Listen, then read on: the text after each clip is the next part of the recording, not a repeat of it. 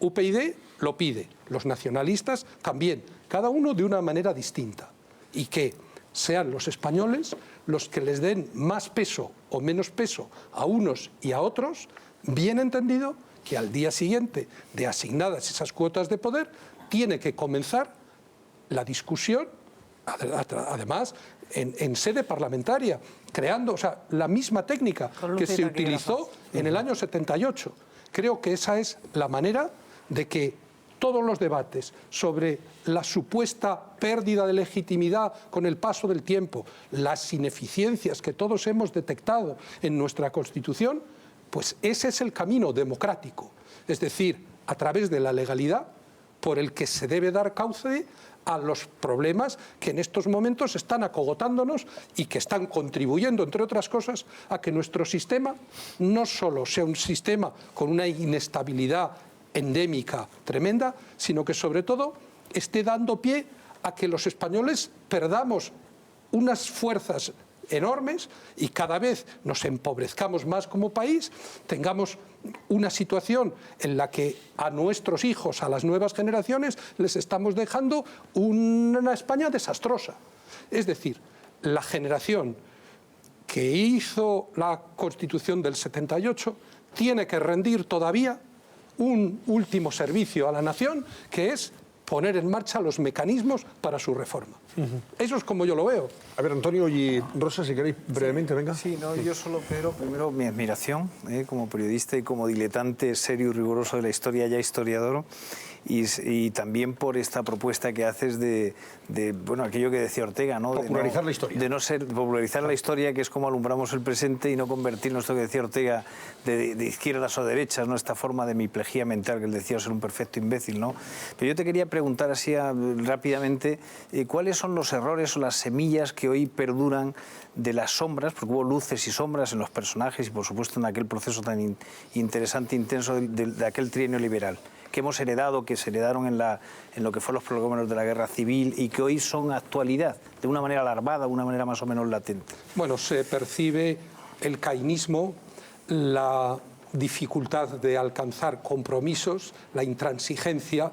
Hay un momento en el que en el exilio luego les dulcifica a todos y les atempera a todos y los hace más moderados. Y hay un momento en que Alcalá Galiano, a un joven que le está visitando, a un joven liberal, señala a la repisa de la chimenea, es decir, y pensar que por ese libraco estamos aquí todos.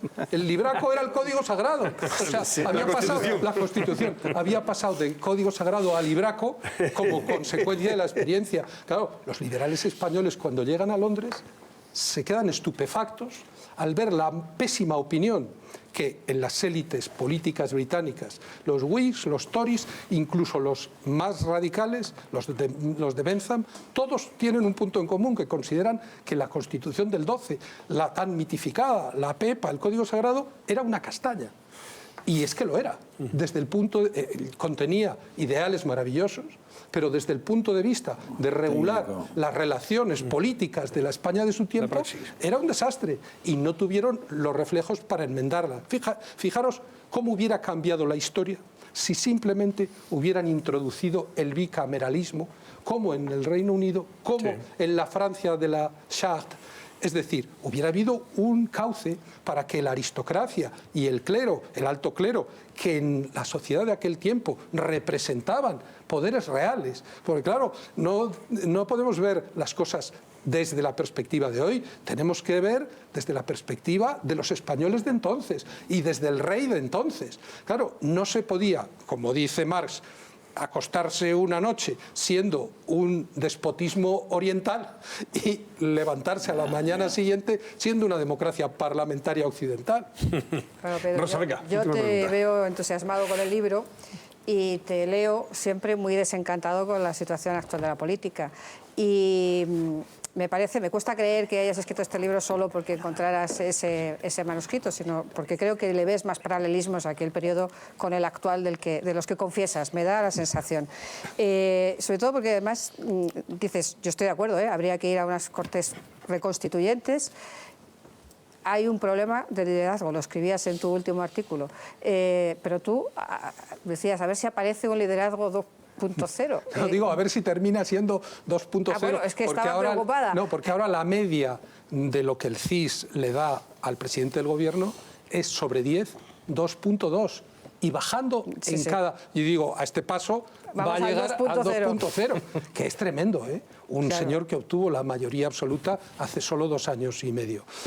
Claro, aquí te das cuenta de que el sistema político, y durante todo el siglo XIX sucede así, en la Restauración sucede así, tiene muchos defectos. Y hay el caciquismo y tal... Pero el sistema es un sistema lo suficientemente abierto como para que estén en la política los mejores de su época.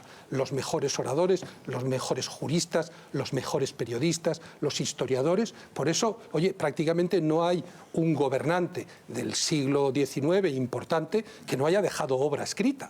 Es decir, y en algunos casos una obra ingente. Lo mismo que ahora. Claro, y ahora te das cuenta de que el sistema de selección de los líderes produce el efecto inverso.